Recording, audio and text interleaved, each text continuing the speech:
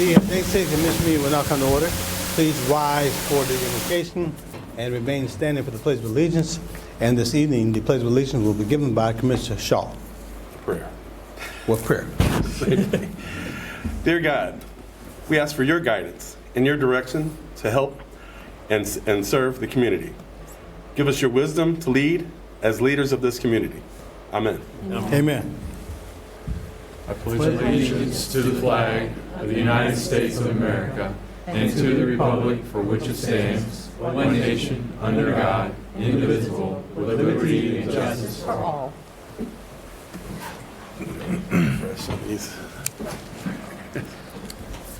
Okay, Ms. Jackson, may I have the roll call, please? Yes. Mayor Mims. Aye. Commissioners Joseph. Aye. Shaw. Aye. Fairchild. Aye. Turner-Sloss. Aye. Okay, may I have a motion then to approve the minutes from the November 26th meeting? So moved, Your Honor. Second the motion, Your Honor. Okay, it's been probably moved and seconded to approve the minutes from the November 26th meeting. All in favor say aye. Aye. All opposed say no. Okay, Ms. Jackson, do we have any communications or petitions? There are none, Your Honor. There are none. And calendar items, in addition, deletions or comments to the calendar, Ms. Jackson? No, sir, there are none. Okay. Ms. Dixon, any additions, deletions, or comments to the calendar? Your Honor, I have no additions or deletions to this evening's calendar. I do have several items I'd like to highlight. It's got a lot of great stuff on the calendar this evening. The first item I want to highlight is item E8, which is a service agreement with the City of Trotwood. This is to sell potable water to the City of Trotwood. Trotwood is one of the customers that Dayton serves. They join Brookville in going from a flat surcharge to the cost of service model. So it's the cost of service model is a much more equitable way for folks to pay for the water they use and their percentage of the overhead. And so we're glad to see this come forward. This is a 15-year agreement with a 10-year renewal period. So that's nice work by the Water Department. Also on the item, or on your calendar tonight, are three legislative items, which are all related to the Special Improvement District. That is a very state-regulated process that takes a little over a year.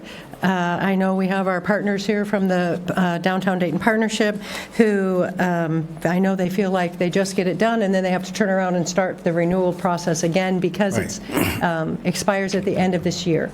So it will be for the period of 2026 through 2030. You all, at the very beginning of the process, your action helps provide consent on the drafted work plan, services plan, that they get that approval before they start going out and getting signatures because they want to make sure that we're all aligned. So you did that back in July. Right. And so this is the final steps, and then our friends at the DDP can get on to other work they might want to do with regards to downtown. There are a couple of items I want to bring forward for deeper presentations. One of those items is item number 7, which is our development agreement with County Corps. I do want to make a few introductory comments.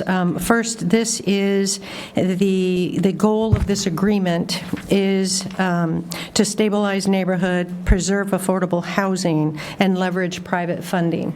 And you will recall, because we've done briefings and talked at the budget, that this is leveraging about $7 million in welcome home funding from the state through the land bank.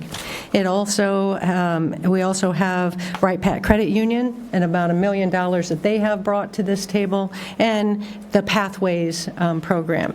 This is work that all is being brought to you because of amazing collaboration between County Corp, the City of Dayton, the Dern partners, who looked at data to first identify the welcome home neighborhoods, which you see the first 2 years are the neighborhoods that are targeted. And there's more there's a presentation coming, but I want to answer a couple of questions ahead of time before the presentation. And it also prioritizes households between homeowner-occupied households in years 1 and 2 between 80 and 120% AMI. And they are eligible for a 2-to-1 match. And then the second priority is for homeowners of 120% or plus 120%. They get a 1-to-1 match. The loans are fully forgivable after 5 years. 5 years because that's easy math, right? It's a 5-year program. You burn off 20% of your loan responsibility, and in 5 years, you get a forgivable loan. You basically get forgiven. You don't have to pay it back. It's a pretty standard thing. It's what County Corp has been doing with our CDBG program for 10 plus years, right? Right. So it's just a standard term. And you noticed when you were looking at the contract that this goes for 4 years. Years 3 and 4 open it up to citywide, homes eligibility citywide. But there's not a lot of definition because we're going to be gathering data and receiving policy direction as we go forward in years 3 and 4. Right, this was to be able to leverage the funding with the Welcome Home, the $7 million, and before we get to, deploying or shaping the programs in years 3 and 4, we'll be able to have more data and more conversation to be able to get good direction. But I will stop talking now and ask Emily Crow, our Deputy Director in Planning, Neighborhood, and Development, to come forward and provide you a little bit more detail.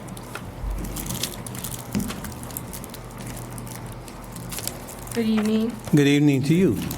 I'm happy to be here this evening to talk through this program. Pull it up here for you all.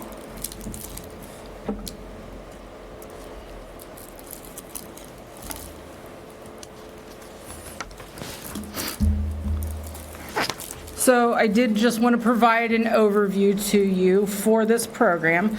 So this is a new revolving loan, forgivable loan program, and this is coming from the Issue 6 levy, the Your Dollars, Your Neighborhood program, and it dedicates $2.6 million over the term of the program. So through the end of 2028 will be the pilot years for this.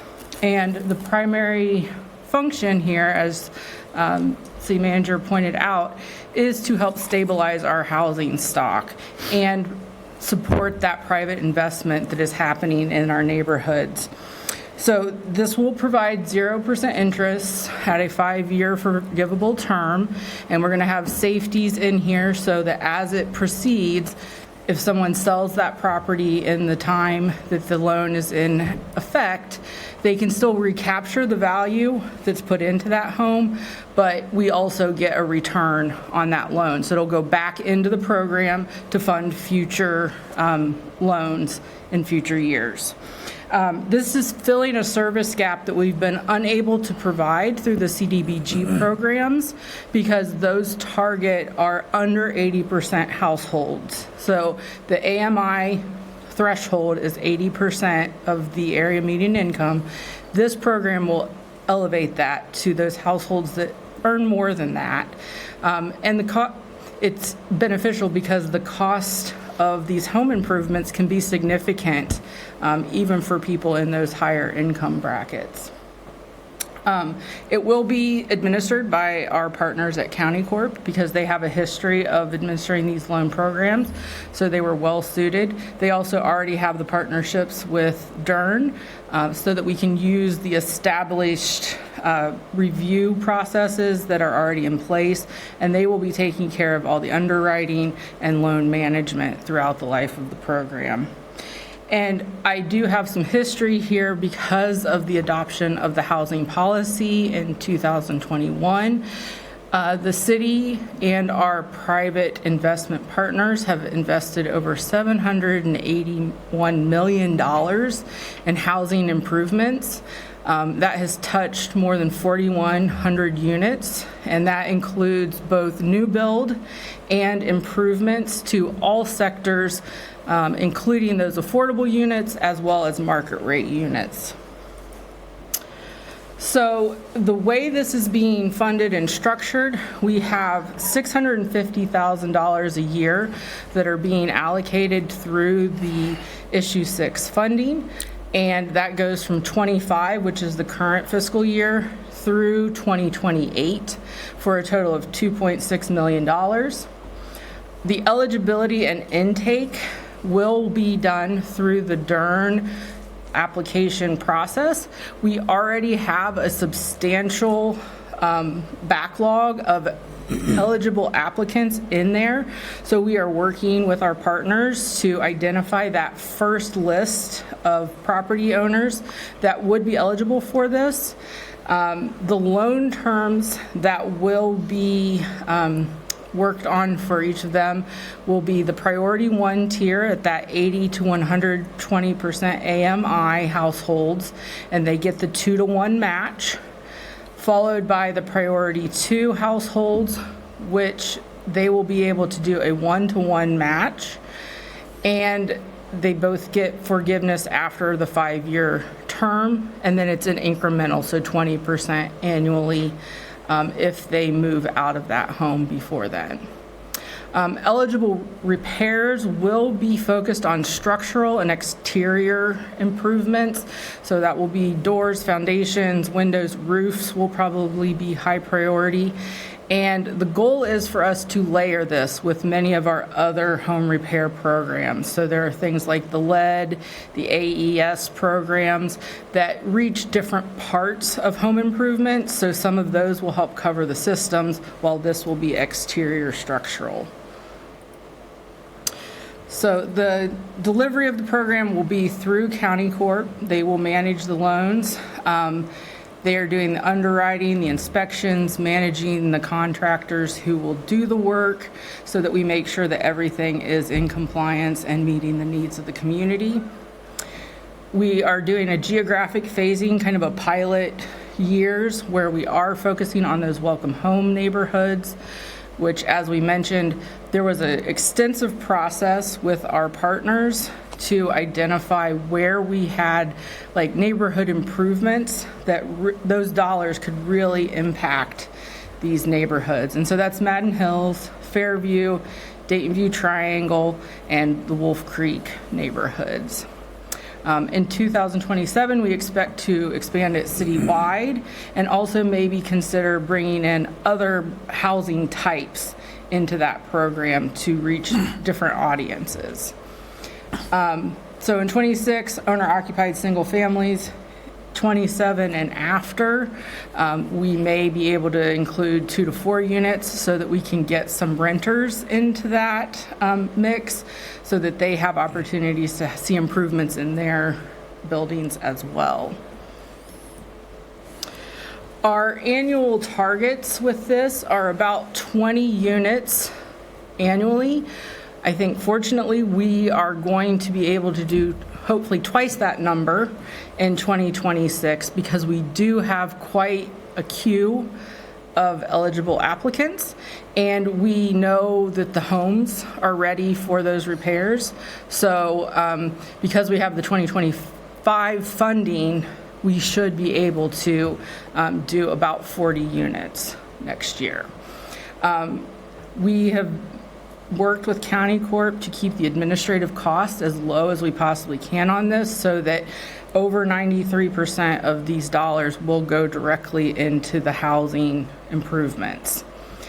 To maintain transparency so that the public knows where these dollars are being spent, we are going to have monthly and quarterly reporting, and we are working on a live GIS link so that we will know here everything that they know in the program administration, and we'll be able to track those dollars through our dashboards and everything for the community.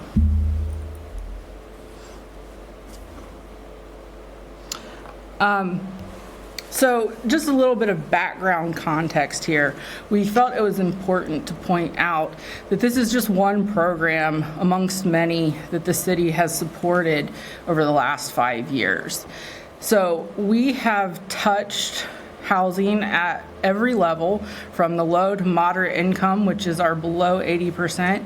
That's the tier where traditionally our CDBG dollars have gone, and our home programs have funded those. We've done either new or improvements to over 1,100 units in that category, with just over $26 million of our combined investments there. So that does come from the city. That also comes from HUD and the other state programs. In the middle income, we have been able to target about $24 million in city investments through various programs and leverage $250 million of investment. And that is just over 1,000 units there. In the higher market rate, so they really have no subsidies per se. They may have some development fund partnerships there, but these are the 120 plus AMI, and we have leveraged over $351 million in investment here for 1,700 units coming online. We have also invested significantly in demolition through ARPA and the other programs through the state with ODOD. We have supported homeless shelter improvements, and we now have the AES settlement money that will also help leverage investment in our housing stock. And all of these things really set the stage for this program to move us towards the next 5 years. So again, this program will build on everything we've all supported over the last 4 years, and it's filling that gap that we've been unable to support in that over 80% AMI household category. So we are hoping that this will continue to prevent deferred maintenance on existing housing stock, support our neighborhood stabilization efforts, and provide local funding support to our Dayton homeowners, at least in the first year of this program. And so I'm here tonight to ask that you approve this development agreement so that we can move forward with our partnership with County Corp and Dern and do some good in our neighborhoods. So thank you all. I'm happy to take questions. Okay. Hold on for a second. First, I want to see if we have any citizens who are wishing to speak on the city manager's recommendations. Yes, Your Honor, we have 4 people Okay. who are registered to speak. Okay, let's have them come up and ask their questions and express their concerns, and before we have the city commissioners do their thing. Okay. So I'm calling Adam Blake to the podium. And while he is coming, I would like to remind everyone that there is a 3-minute time limit.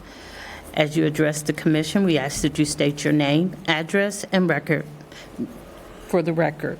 At that time, I will turn on the green light.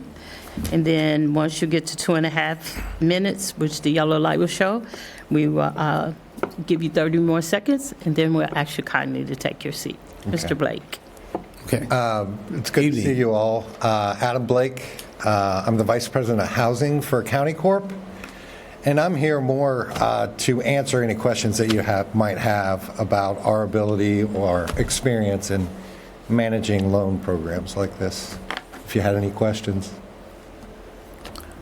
Not aware of any at this point in time. Okay. We check with the commissioners. I know you guys have a great track record in terms of working with us, but I'll poll them as well. Commissioner Turner-Sloss, any questions? We can't answer a question while he's Yeah. good to have. No, just, Okay. yep. I'll be here if you need me. Thank How's you. that? Yeah. All right. Thank you. Thank you. All right. Thank you. Caitlin Jacobs.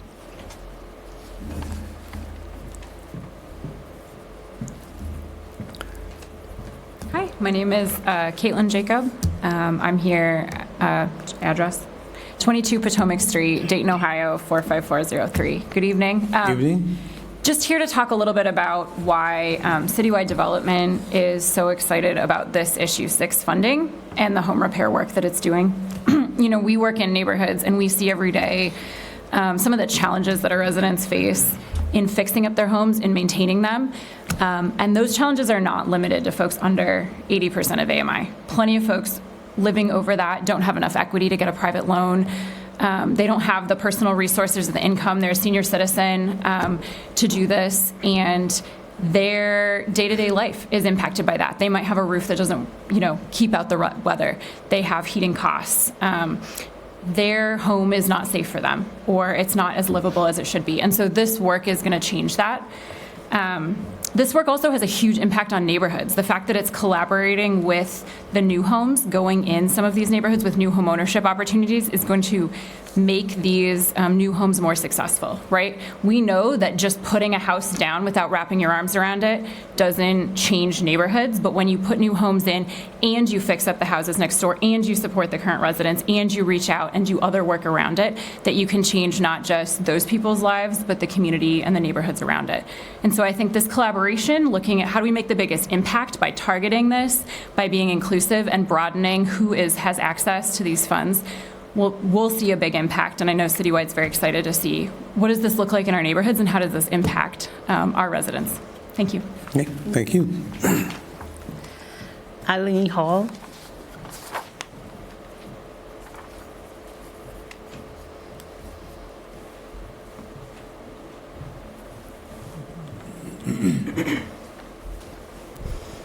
Eileen Hull, 22 Andrews Street, Dayton, Ohio, 45410. Good evening. Good evening. Good evening, Commissioners, City Manager, Mayor. My name is Eileen Hull. I direct the nonprofit Dayton Energy Collaborative. I'm also chair of the Dayton Home Repair Network, or the DERN. I'm here in support of the Issue 6 Home Repair Revolving Loan Program because, as we have heard, and I can reiterate, it will target several need gaps that we have found through our work. First, the program is structured to serve households above the income threshold for Dayton Home Repair Network programs. Currently, the highest income threshold is that 80% AMI. And the Issue 6 program will target the 80% to 120% AMI. This is a good structure because it fills a gap. As the clearinghouse for the Dayton Home Repair Network, the Dayton Energy Collaborative takes daily calls from individuals seeking home repair services. We determine if they are eligible based on income and the other eligibility criteria. And we have found there's a significant population who exceeds that 80% AMI limit, but are not financially able to finance critical home repairs. Some trends are households with 2 working adults who exceed that income threshold but have several children and other expenses, and also seniors who are on fixed incomes but that their pension and Social Security just go above that 80% AMI. So therefore, this program will support that population of the community who really needs home repair services. And then secondly, the program is also committed to addressing our network's waitlist. This year, we consolidated all Dayton Home Repair Network programs waitlist into one, and about 970 households fall within the City of Dayton limits on that waitlist. Many have been waiting for several years for critical repairs. Our network has committed to addressing that waitlist with future funding, and this program will boost that effort by helping us cut down on this nearly 1,000 household waitlist. And additionally, the program will operate under County Corp, which is a Dayton Home Repair Network member organization. Our network's collaboration will ensure strong coordination with this and existing programs, leveraging the dollars and impact in the program's target neighborhoods and citywide. Thanks again for your time and the city's dedication to home repairs. Okay, thank you. Appreciate that. Okay. Mayor, we have one last one. One more? And it's Katie Meyer. Oh, she's on the other legislation. Okay, I apologize. Okay. Okay. We'll give her a chance to come up and talk later. Yes, sir. All right. Thank you. Okay, so Commissioners, questions for the City Manager and the presentation associated with the great information that we heard this evening. I'll start with Commissioner Turner-Sloss. Yes, thank you, Mayor. I would just like to, I'm overzealous and excited. This has been a long time coming, so congratulations. I am so just in awe right now because I know that this is something that we hear on a daily basis, and we're constantly referring members of our community to the Dern and really trying to find ways and means to provide those level of resources. So again, kudos to the staff. I also want to thank our partners, and I would be remiss without thanking the voters. The voters made this possible. I believe, and the mayor quotes this, 76%. The voters said yes, they wanted housing included in the income tax levy, and this is what you see the results of that. So thank you for bringing this forward, Ms. Dixon and team, Ms. Lofton, Mr. Pilette, the entire Planning and Neighborhood Development Department, our partners, Dern, Adam Blake, your leadership, and many other partners that go along with that. So with that being said, just a couple questions. So I think this is very interesting. I'm very excited. So the quarterly report that you mentioned, I think it'll be an opportunity for us to marry that. We have our end of the month reports with demolition from Mr. Dongle. So if we can find some way, and again, I don't know how we could do that to really start monitoring the number of blighted structures with also the 3 and 4s that we are addressing, right, with our housing throughout our neighborhoods, understanding that at this current time, we're only looking at those 4 target areas, but it may be an opportunity for us to look at further down the line. The other thing is, I think the 971 households that Ms. Hero mentioned, that is a great metrics for us to follow, and how we are going to be able to work to decrease that number if we continue to have models like this in place, the revolving forgivable loan program in place, and that can help us. And then it also gives us a bigger picture as to where we are and what are some of the things that we need to do collectively as a legislative body, but it also helps us with managing the housing stock overall, the 3s and the 4s and whatever have you. And what else was my question? The $781 million that you quoted in the briefing, the 4,100 units, I have no doubt, but I want to see the details. I want to see examples. I want to see what neighborhoods, I want to see what projects, I want to see addresses, I want to see before and after. I want to see, show me what you've been able to do with that $781 million. And then let us tell that good news story to the public. Let us, in fact, bring that awareness, again, of the work that has been done throughout our neighborhoods to the community. So that'll be helpful. And then the last question that I have, more so of a comment, what are the mechanisms? Actually, I have 2 more. What are we doing in terms of the level of public awareness? Are we grabbing that list? I know we have a waiting list, to Ms. Hero's point, number of households been on it for years. So are we looking at that list first, and then we're going to open it up to the public, or what is the process for that piece? Sure. So the what are we doing for public awareness? Yes. So the initial conversation was we would do some kind of press release or something with the adoption of this agreement to kind of announce that the program is starting, how it fits into the other programs that are offered. So we would intend to do some public announcement pieces. To your point about the $781 million of investment thus far, we are working on a visible dashboard that this would then become part of that, where we can show all the different programs, all the different types of investment that we have done, and then this program becomes part of that. So also on that portal or dashboard would be links out. So if someone was interested in applying through the Dern network, they would have that opportunity to connect with our partners through that portal. So we are working, that is a work in progress. We do hope to have something out early next year. We are going to focus on that list of 900 registered eligible partners or subrecipients, I guess, at as our first goal. And so part of that will be to continue working with this partnership group to evaluate those and then tie that back to the neighborhoods. And then we will also be tying it to the 23 and the current 25 housing condition surveys so that we are building on those 3s and 4s, those properties that need those structural repairs, and finding how they all combine to determine eligibility. Great, thank you. Very exciting work. I also think, too, that this is right on point in terms of the legislation that we have before us, calendar item number 15, and that is for the adoption of Madden Hills Neighborhood Plan. So kudos to the staff, and I can't wait to hear more about that. I've been able to go through some of the plans thus far, and again, just would like to uplift the work of citywide development. I think that is a model and something that we can really adopt moving forward in the other neighborhoods.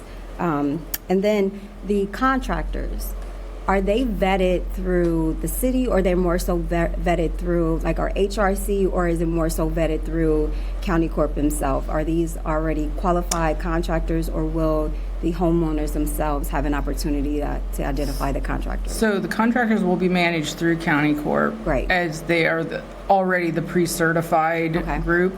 And so if you do have time to review the whole contract, it has those terms in there, and we have an HRC quota, and all of those things are already built in to that part of the process.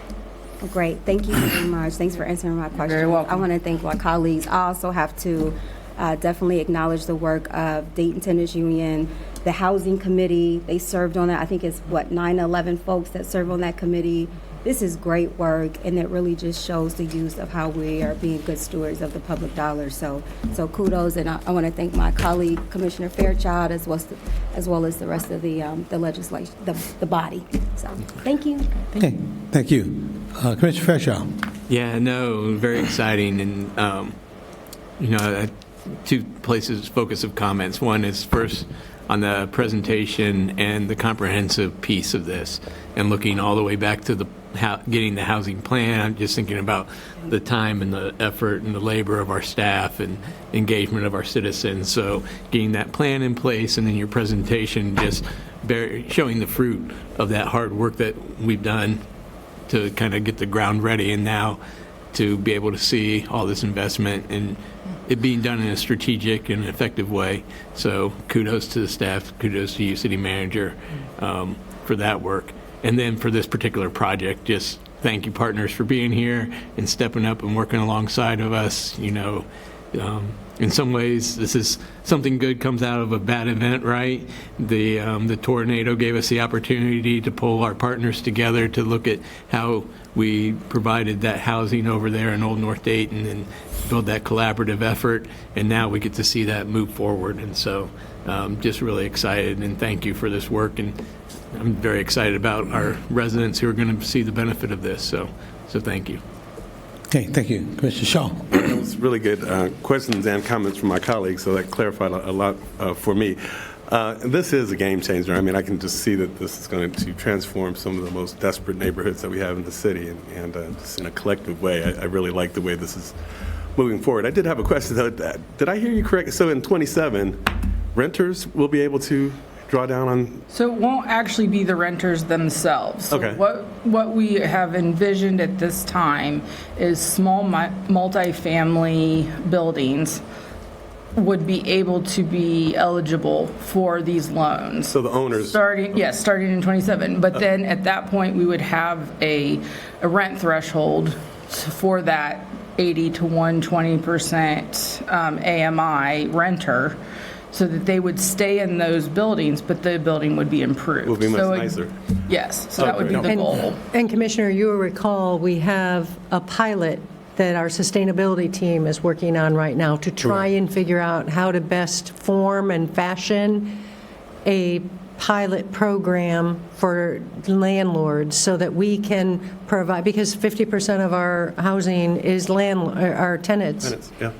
But we want to be able to make sure the improvement is truly realized by the tenants and not just an opportunity to jack rent up, right? And whatever. And so there's very complex nuances around that, and so we're hoping by 27 that pilot will have run and informed us a little bit on a direction here. Okay, that makes sense to me. I was really, I mean, I thought it was exciting to think of an opportunity like that for renters, but then I also thought, well, of course, the landlord would then jack the price up if the property is improved in that way. So, good to hear. Thank you very much. Mr. Joseph. Thank you, Mayor. Much like Commissioner's comments, I want to thank all the folks that have made this happen, both on the staff and all of our citizens that came together over the last 5.5, 6 years from the beginning of the housing plan, the current housing plan, to all the folks that put this plan together and made it happen. This is wonderful news. Like Commissioner said a moment ago, this is what we hear about when we're out talking to folks. This scratches that itch, right? It gets to what people really need. I want to thank the people on this dais and all the predecessors who worked on this beforehand, because it's taken some years to put this together and to get moving. I'm excited that it started. So thank you. Okay, my colleagues have made a lot of great comments. I just want to add to some of that. Debbie Downer, one comment, though, for us to keep in mind, we keep on focusing on this particular piece of data because it's so real in terms of how much this is affecting us in this process. I was in a conference last week in Salt Lake City, Utah, and the housing component, the conference that I went to relative to that, talked about the fact of reinforcing the point that over the last 50 years, the cost of housing has increased by 700%, and the ability to pay for housing has only increased 14%. And the greatest movement, if you will, in those spaces is how we continue to raise the median income.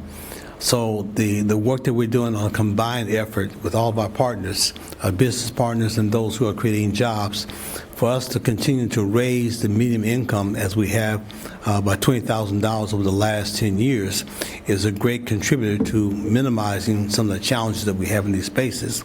But still, you see there's a major, major gap in terms of 700% increase in housing versus 400% increase in terms of the ability to pay.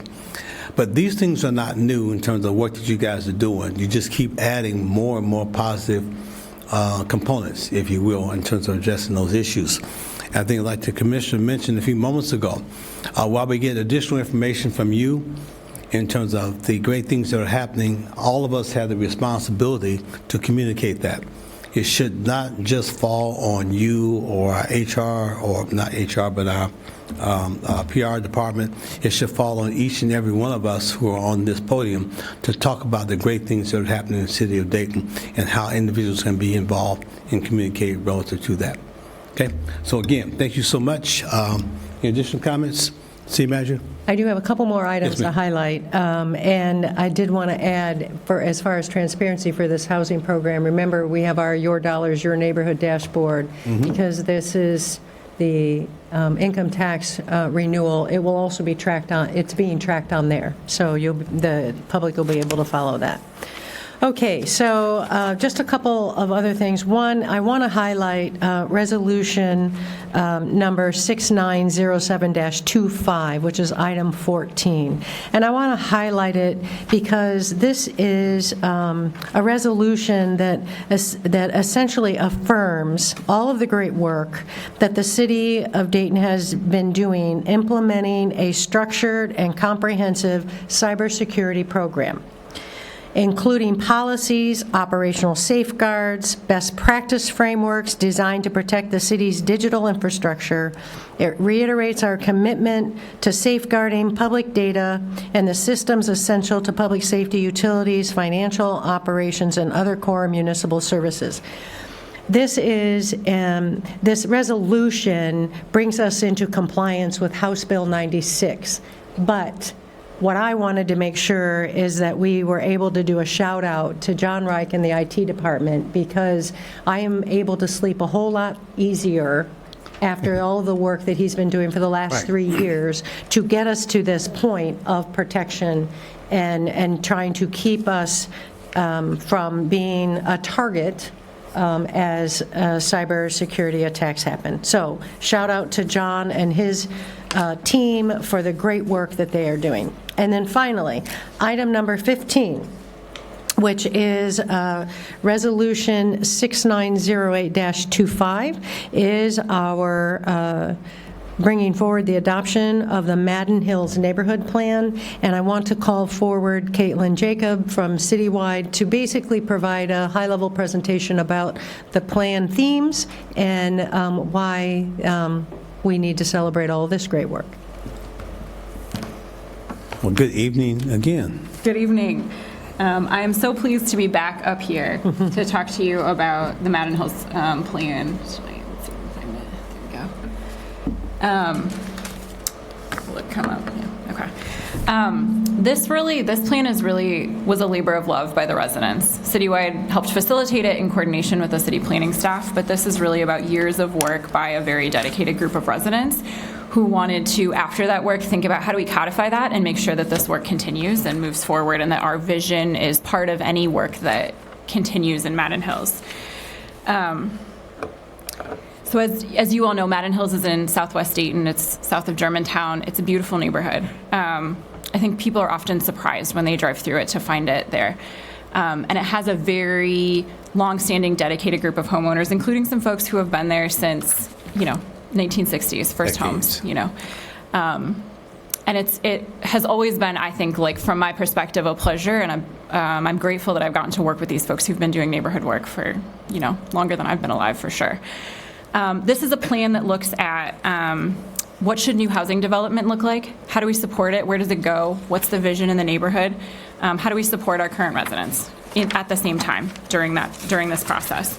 It thinks about when there are resources available for Madden Hills, where can they make the most impact? What are the priorities? Where do they want to put them in the neighborhood, both geographically and also what are the types of things they're interested in and where should that work go? It builds community ownership. It thinks about, this is a plan that is entirely driven by the residents. I think myself and, Ellen from the planning department, we wrote the words, but this is really the residents' work. And it thinks about how do they continue to stay engaged? How do they continue to build that? It strengthens identity and livability. It thinks about what does it mean to live in Madden Hills? How do you continue to make that a good experience and to support the residents who are there? And how do you tell that story of the neighborhood? And it situates Madden Hills in the broader planning work that has been done. So it thinks about how does it connect to the active transportation plan or the neighborhood visions, the sustainability plan, things like that. One. So this is the engagement for this plan was not a traditional couple of meetings over a year, perhaps. These themes really came out of several years of work and conversations. It started in 2017 when Citywide became the planning coordinator for the HUD Choice neighborhood plan. Madden Hills was one of the neighborhoods that was part of the HUD Choice work. And so we began working with residents, listening, doorstop conversations, canvassing, and then working on projects over the next few years. Revitalization of their park, new neighborhood signs, things like that. Smaller projects that engaged people, but also gave us an opportunity to have ongoing conversations, both the residents with each other and with ourselves and the planning staff to think through, what do they want in the neighborhood? What do they want to keep doing? In early 2023, the Neighborhood Association decided to partner with Citywide and the City of Dayton to put together a housing vision. What does new housing look like? If new housing is going to come, where should it go? What type of housing fits in this fabric? They wanted to be sure that future work and future housing, which they were excited about, potential future housing, really fit the existing fabric and that they had a voice. And so they put that into a vision that was shared. And then in 2024, they expanded that and they thought about, you can't just do the new housing. So what else do we want to do? And what does it look like to expand beyond that and continue to support other priorities? Over the last year, we fine-tuned some of that, gotten additional feedback, and made sure this worked, and now it's here for your approval. This plan looks at new housing. It thinks about if you're going to build new infill housing, exactly where in the neighborhood should it go? What kind of housing fits in? And what was particularly exciting about this part of it is that because they built that housing vision out and they were so clear about what they wanted and they were so organized that they were one of the neighborhoods selected for the Welcome Home program. So they have 20 new homes in progress right now in Madden Hills going up, which is 20 new homeowners, 20 lots that were vacant. And they had a really collaborative process with the land bank in terms of what does it look like? What should these homes look like? Do we want porches? All that stuff. How does this fit in? And how do we make sure these new neighbors integrate into the neighborhood? And that is really a lot about the housing planning work that they had already done. Made that easy. It looks at where is blight removal needed. Because this is a stable neighborhood, blight removal has a huge impact. A lot of times it's one house on the block, it's one overgrowth, it's one sidewalk that needs cleared. Where are those areas? How could we make that work? It thinks about where are the neighborhood boundaries, what's the identity of this neighborhood, and how are we telling that story visually? Some of the boundaries are hard, Germantown. Some of it sort of melds into the neighborhood next to it. And so how do you tell people what kind of neighborhood is Madden Hills? How do you create gateways that celebrate a story and distinguish it from other neighborhoods? And then continuing to think about how do you make sure that residents are engaged? There's a very dedicated group of folks in Madden Hills right now, and that doesn't happen by accident, and they know that. How do you make sure that new folks come in, they are engaged, they become part of this community, and that this work that they've been doing and that they've been carrying continues? And finally, since I've been working in Madden Hills for almost 10 years now, health and wellness has been a really important piece of the work that they do. They have talked about it. One of the reasons the park was a priority was that they wanted to make it an intergenerational space where everyone had a place that they could be and something to do. So there's new city equipment in the park, but there's also adult recreational equipment. Preschool Promise partnered to bring toddler equipment. There's benches, there's a walking path. That was one of their first priorities because this was important. They're interested in, how do you increase air quality, increase the tree canopy, thinking through the pedestrian experience. Are there places where the sidewalks stop? How do you fix that? And thinking through, the former golf course site, what does that look like? How do you be a part of a visioning and planning experience there that is compatible with their current uses? Is there a way to keep that as an asset? The golf course was an asset, and I think they want to continue to think about how do you build assets like that residents can enjoy in the future. So that is, in general, that is the plan. That is sort of what the residents have brought forward. It was adopted by Plan Board on October 14th, and I'm here tonight to ask you to concur with that approval and answer any questions that you have. Thank you. Okay. Additional questions, comments, commissioners? Commissioner Turner-Sloss?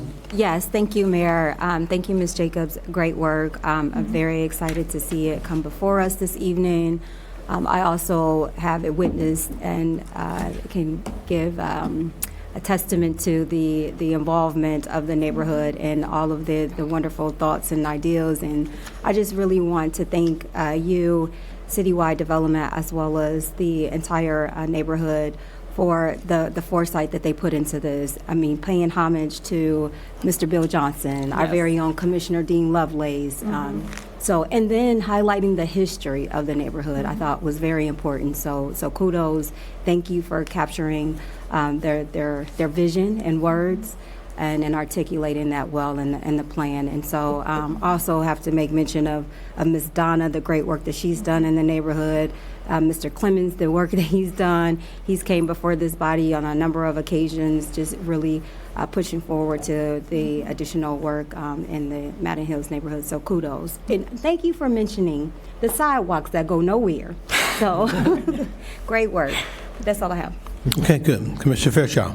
Yeah, no, thank you. And this just builds on my comments earlier in terms of seeing, the effort, the time it takes to develop this, particularly with the neighbors. So thank you. It's an exciting day for our neighborhoods. Yeah.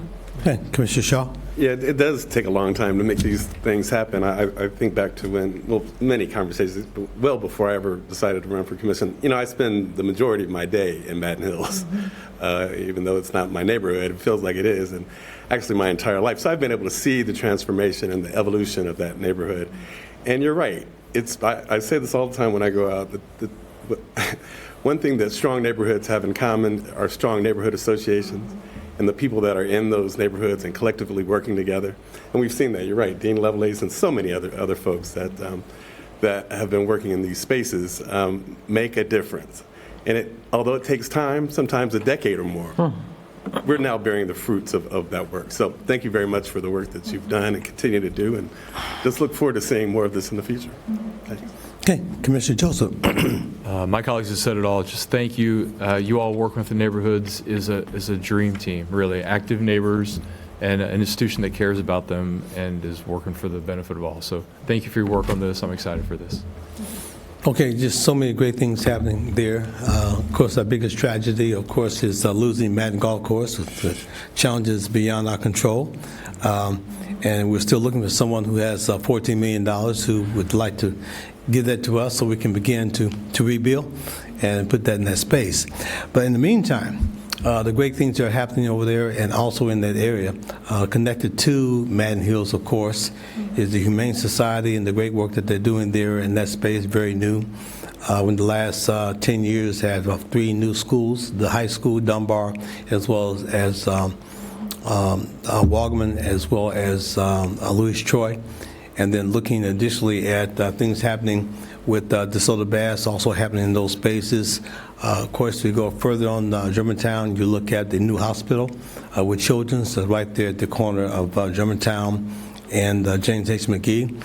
And, of course, the economy linen. All those kinds of things are making a great, great investment as far as the Madden Hills. They're all connected and making great things happen as far as the city is concerned. So, again, thank you guys for being a part of that as well. Okay, thank you. Okay, any additional questions to with the city manager on city manager's recommendations? I have, can we have, You got somebody else to speak? yes, sir. Okay, all right. Bring it forward. So we're going to call Katie Meyer at this time. Okay.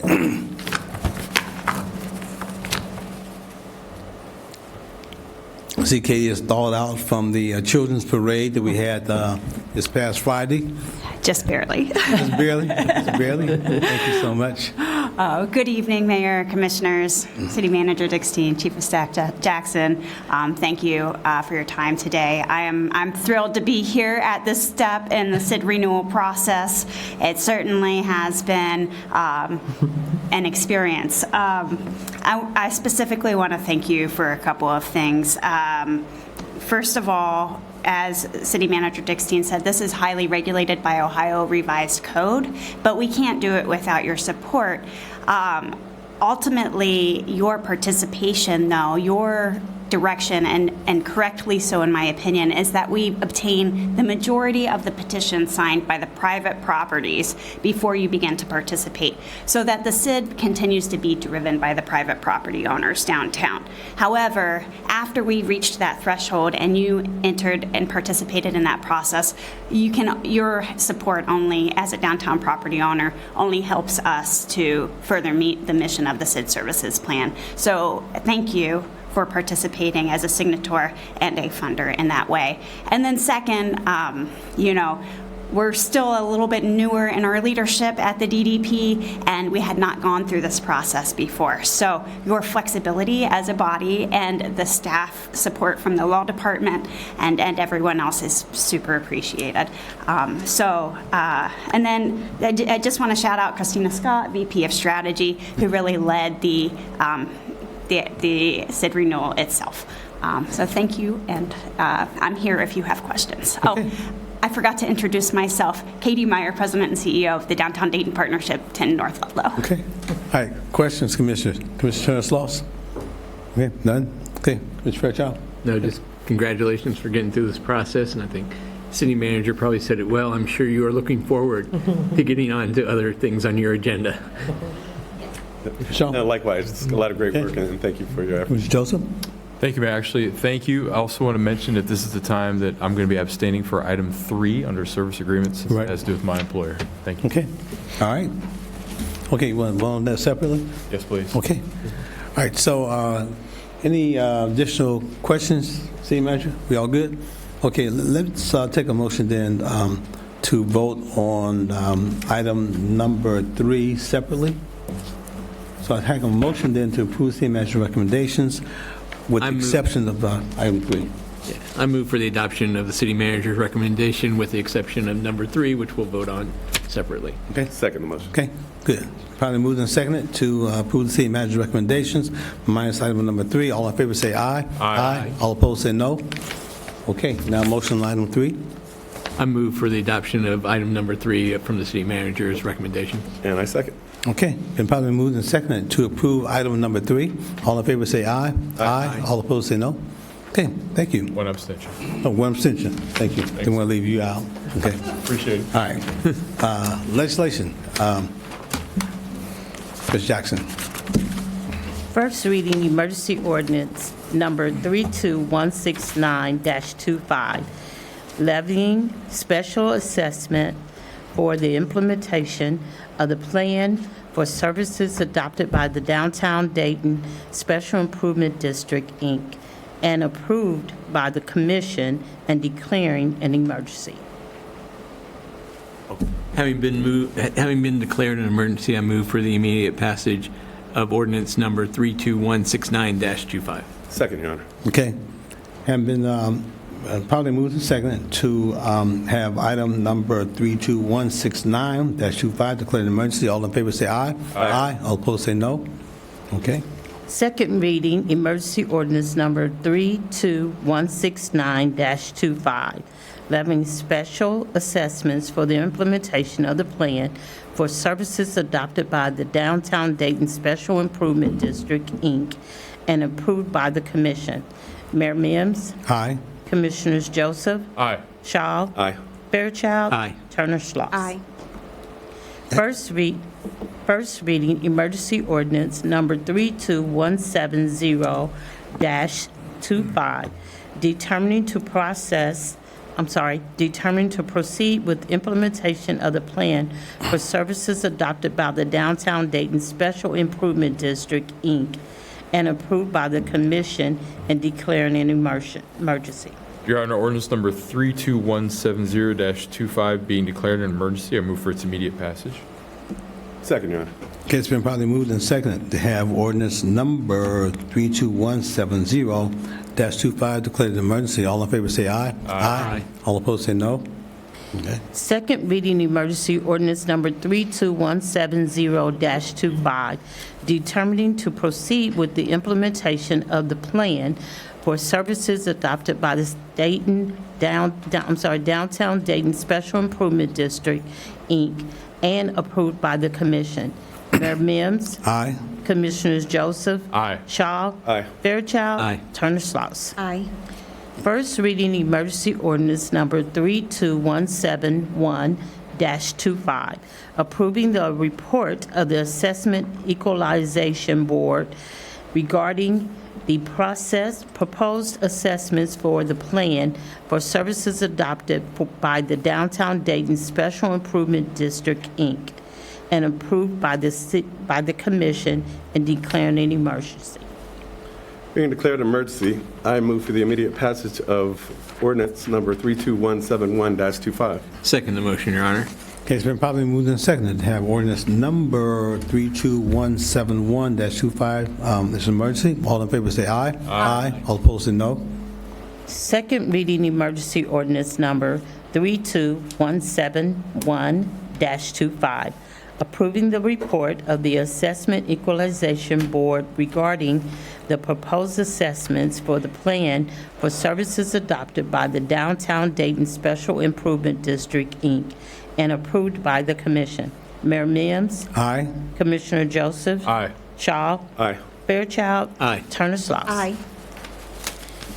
Second reading, emergency ordinance number 32165-25, amending sections 50.02D, 50.03A, B, C, and D, 50.06 D, 50.07, and 54.11 of the Revised Code of General Ordinances relating to the Department of Water.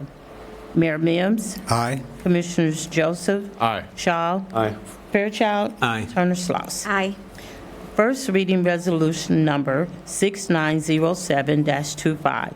Resolution to adopt a cybersecurity program that safeguards the City of Dayton's data, information technology, and information technology resources to ensure availability, confidentiality, and integrity in accordance with the Ohio Revised Code Section 9.64. First reading resolution number 6908-25, concurrent with the adoption of the Madden Hills Neighborhood Plan. Second reading ordinance number 32166-25, consenting to perform bridge repairs on the McCall Avenue Bridge over U.S. Route 35 structure, file number 5701589, located on U.S. Route 35 in the city of Dayton, and agreeing to cooperate in matters incidental thereto, including the execution of agreement necessary to implement this ordinance. Mayor Mims. Aye. Commissioners Joseph. Aye. Shaw. Aye. Fairchild. Aye. Turner-Sloss. Aye. Second reading ordinance number 32167-25, consenting to perform concrete bridge repairs on U.S. Route 35 over Home Avenue structure, file number 5701600, left, and 570619 right, both located on U.S. Route 35 in the city of Dayton, and agreeing to cooperate in matters incidental thereto, including the execution of agreement necessary to implement this ordinance. Mayor Mims. Aye. Commissioners Joseph. Aye. Shaw. Aye. Fairchild. Aye. Turner-Sloss. Aye. Second reading ordinance number 32168-25, amending revised code of general ordinance, RCGO, sections numbers 53.01, 53.02, 53.06, 53.22, 53.27, 53.28, 53.29, 53.40, 53.41, 53.43, and 53.99 to provide for prevention of potential public water supply pollutants and provide for penalties for violations. Mayor Mims. Aye. Commissioners Joseph. Aye. Shaw. Aye. Fairchild. Aye. Turner-Sloss. Aye. Second reading resolution number 6905-25, declaring the intention to appropriate real property interest in parcel 7T, 16T, 29SH and T, and 30T in connection with the Clearwee Street Safety Improvement Project. Mayor Mims. Aye. Commissioners Joseph. Aye. Shaw. Aye. Fairchild. Aye. Turner-Sloss. Aye. Second reading resolution number 6906-25, approving the submission of a grant application for the state fiscal year 2026 Ohio Airport Grant Program to the Ohio Department of Transportation, Office of Aviation, authorizing the acceptance of a grant from the state of Ohio, Department of Transportation, Office of Aviation in an amount not to exceed $420,375.50 on behalf of the city of Dayton. Mayor Mims. Aye. Commissioner Joseph. Aye. Shaw. Aye. Fairchild. Aye. Turner-Sloss. Aye. Okay. So, Ms. Jackson, do we have any citizens who are registered to speak? Yes, Your Honor. We have 2 citizens who are registered to speak, and please be mindful of our 3-minute rule. And I will call to the podium first, Paul Manning.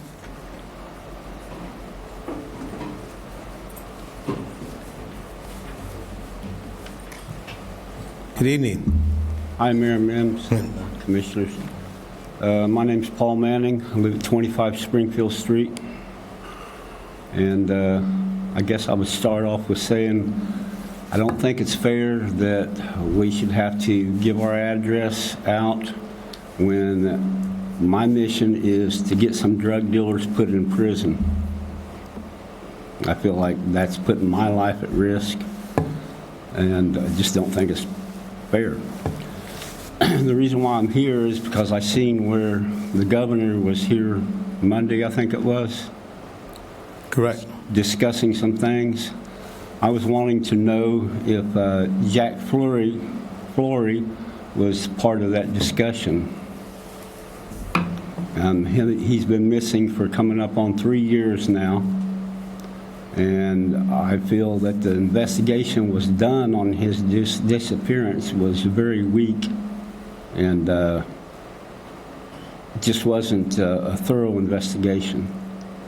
I feel that the people that are suspects involved in it have not been questioned at all, and it's all tied in with drugs. And everything, the problems that you're having in the city right now is all related to drugs. The young youth are killing each other, and it's because of drugs. You've got career drug dealers in this city that are teaching these young men to go out and shoot and kill people to solve problems. And you've got drug dealers that have no heart, no soul, no conscience, that are killing people with these drugs. And you people got to get serious and do something about the drug dealers in this city. You people have been allowing it to go on for decades. 20 years ago, you opened up the borders, rolled out the red carpet, and invited the drug cartels to Dayton, Ohio. And it's been going on like this ever since. That's all I've got to say. Okay, thank you for your comments. Appreciate it. Your Honor, we have Paul Kerrigan.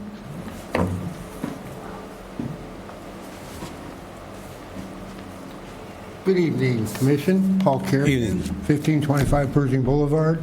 I'm certain you know why I'm here, but I have to break away from that and say I sympathize with the man who was just up here.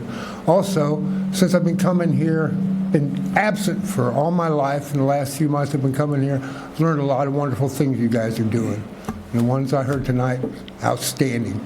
I just only have one comment about that is I hope the public knows, I hear there's 1,000 people already waiting to get this service, and how do they get on, how do they find out about it? That's what I would be concerned about, because I didn't know about it.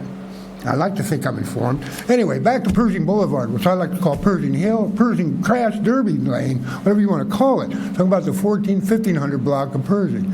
It's a steep hill. The mayor was out there a few weeks ago, and we came to some agreement that something should be done, or there was agreement between the commission and us last week when I was here that there is a problem. We agreed on that, correct? There's a problem out there on Pershing.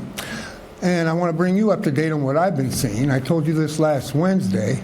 2 Mondays ago, a police cruiser pulled into the church parking lot at the top of the hill, towing one of those signs that has speed limit and your speed. As you go by, you get to see it. And I thought, oh my God, I was going to a food handout later. I didn't see where they went. But a few minutes later, they pulled up and went down the street. I figured they're going to set it up the bottom of the hill. I was so excited. Come back home from the food handout. It wasn't there. I didn't know what they did with it. But I was thinking the city's just thinking they're coming up with ideas. On Monday, about 10:30, quarter to 11, sitting in the living room, I'm looking up the street, and a police cruiser stops and reaches up and takes a black box off a telephone pole. I wasn't sure what those things were for, but I know now. I hope you know what they're for. They're data collectors. So the police department, who has been showing up more and more on my street since I've been coming here complaining, kudos, are on the job, it looks like. So I hope that data comes back to you so you can see this data. So maybe we get something done. This has been going on for decades. It needs to end. We want to have our neighborhood back. It's just that simple. Thank you for your time. Okay, thank you so much for your comments. Your Honor, that will be all. That's it. Okay. Ms. Dixon, any closing comments? I have none, Your Honor. None. Okay. Ms. Jackson, any closing comments? I have none, Your Honor. None. Commissioners, closing comments. Commissioner Turner-Sloss? Yes, I would like to uplift the Public Works Department for the snow removal and them making great efforts to make sure that our main corridors as well as our side streets are clear. So again, just uplifting the work of the Public Works Department and all of those who were involved in those efforts. And then congratulations to DDP and another successful tree lighting that took place this past Friday.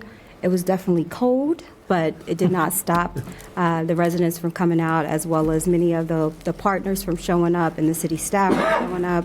It was well attended, and I hope that everyone had a wonderful Thanksgiving holiday. And just a couple of remarks. Thank you, Ms. Reed. The Department of Recreation is hosting a holiday tour featuring 3 festive events, each at the recreation centers. Families can celebrate the season with holiday-themed games, activities, crafts, and plenty of cheer.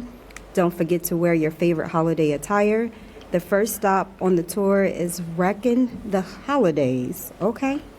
Wreckin' the Holidays, very creative, will take place at Lowride Recreation Center on Saturday, December the 6th from 11 a.m. to 1 p.m. Would also like to thank Ms. Crow for her presentation. Thank you very much for the detail and the great work. Thank you to Mr. Blake for his partnership, Ms. Arlene Hurl, Ms. Jacobs, and the entire DERN network that's a part of that whole initiative, and that includes, and I don't want to fail to mention any other partners, but Dayton, Rebuilding Dayton Together, Habitat for Humanities, County Corp, as well as Community Action Partnership. The list goes on. There is a number of partners that are involved in those efforts. Again, thank you to Ms. Katie Myers for her leadership and the DDP staff for all of the great work that they're doing, and highlighting also just, I appreciate Ms. Dixon for you going through the process itself and explaining in detail what we were able to do back in July and the purpose of us being here today and all of that goes along. Mr. Manning, thank you for your comments and raising your grievances before this body. Know that our commitment is to enhance public safety in all parts of the city of Dayton. There are a number of efforts that are being made from the work that we're doing with the Real-Time Crime Center. There's a partnership with RTA for a police hub downtown, as well as the development of the new Central Police Hub that will take place in downtown as well. And there are other efforts across many of our neighborhoods. And to your point, there's more information and the enhancement around technology that has gone forward in partnership with the governor's office. And so, again, work is being done to curb a lot of the illicit behavior in our communities. So the commitment is there. And my sympathy and my heart goes to you and your family and your loved one and the missing of your loved one.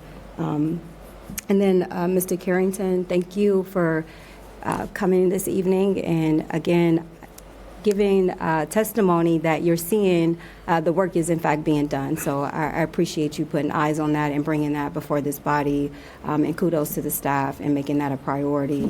And so once we do have the data, once everything is collected, then we will in fact implement and execute a strategy and a plan to address the speeding. And then to answer your question in regards to what you mentioned, what was presented this evening from Ms. Crow, as well as our other partners, the Dayton Energy Collaborative, the phone number you can call is 937, and I'll be happy to give this to you after the meeting, is 937-369-0654. Again, that's 937-369-0654. So I guess you're going to be 972 now, adding to that list. And the website is info@DaytonEnergyCollaborative.org. That's info@Dayton, D-A-Y-T-O-N, Energy, E-N-E-R-G-Y, Collaborative, COLLABORATIVE.org. And I'll give that information to you. But again, more information will come out. You can visit the city's website as well, and you'll see the universal application is listed there. So, and that is all I have. Thank you. Okay, thank you. Commissioner Fairchild. I'm sorry. Go ahead. I have to acknowledge. Thank you, Mayor. I appreciate it. This Friday is the annual peppermint ball for Delta Sigma Theta Incorporated. So I want to make sure I mention and uplift the work of my sorority, Delta Sigma Theta. Of course. Can't go without doing that. Yep. Okay, Commissioner Fairchild. Yeah, no, thank you, Commissioner, for all those good comments. we didn't get the opportunity to heap praise on John Reich Yes. and the work he's doing around cybersecurity. And he would be the first to say that it's not him and defer that praise and give it to his team. And so we're grateful for him being a great team leader and the team he's assembled.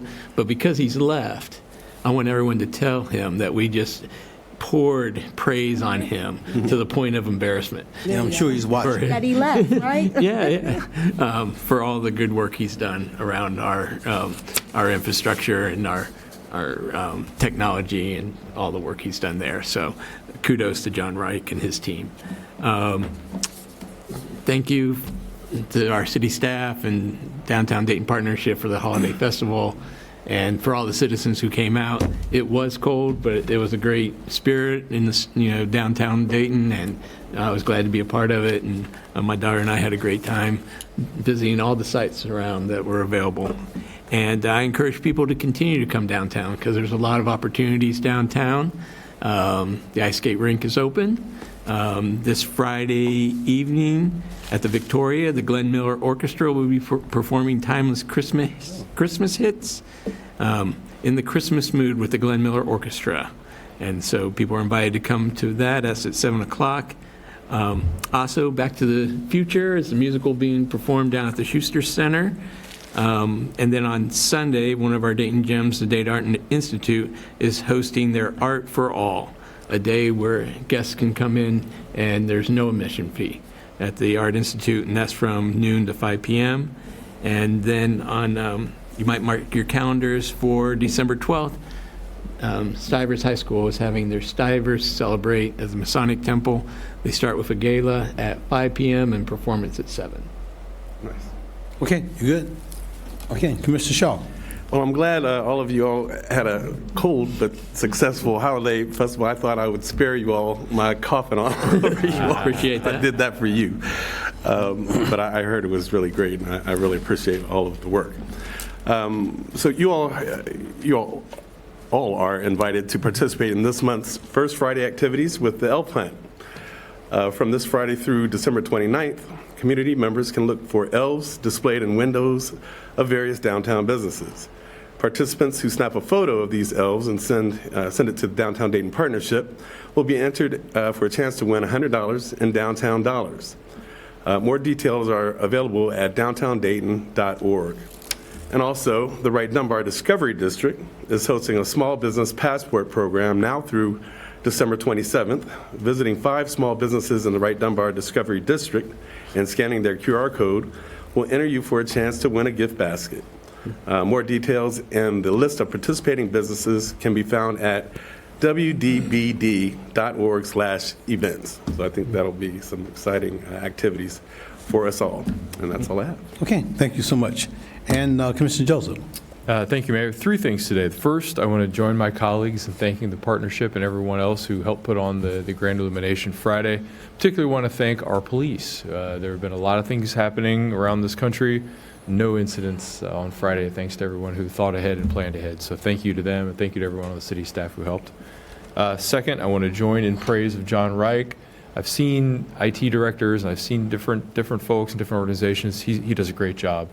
And a lot of it is, of course, making sure everybody pays attention to changing passwords and taking training, which can get kind of annoying and maybe a little boring, but everybody's doing it, and we all do it together. We keep all our information safe, our people safe. So thank you, everybody who does that, and thank you to John and his department, city manager, for your leadership. Finally, Belmont tree lighting is this Sunday, December 7th at 6 p.m. It's right there in downtown Belmont at Smithville and Watervliet. There's parking in the Walgreens there. Hope you can join us. There'll be some caroling. Usually there's some treats. Sometimes the big man in red shows up. So it's always a nice time. Hope everybody can come and join us. Thank you. All right. Just a few things. Today had the pleasure of attending a ribbon cutting for the Good Hands Bread Company. There have been several different businesses over the last almost 100 years in that location. And right now we have that being worked on with the new owner, Andrew Fisher. And it's a nice bakery right there at 527 Wayne Avenue. A lot of great bread and pastries in that space as well. I also want to recognize the reopening of the Five Star Salon Academy on 125 East 5th Street, and they're having their opening on this Friday at noon, December 5th. The Five Star Beauty Salon offers training for Dayton's future beauty professionals, as well as advanced education for those who are licensed stylists as well. Additionally, again, we've already mentioned about the great work that was done with the Christmas parade this past Friday. You get those heat warmers and body warmers and put them in appropriate spaces on your body. You won't get cold as much as you would on a normal basis. And then lastly, I'd like to, again, thank the governor for coming down, bringing his staff, and a lot of the great safety professionals, along with Andy Wilson, as well as our police chief, talking about how to identify the repeat offenders of violent issues and crime as far as this community and the city of Dayton is concerned. And so the great work that they're doing in that space, along with drones and helicopters, all those things designed to keep the citizens of Dayton safe. And so, with no further business to come before this commission, love and peace for all and hatred for none. This meeting is adjourned. Thank you.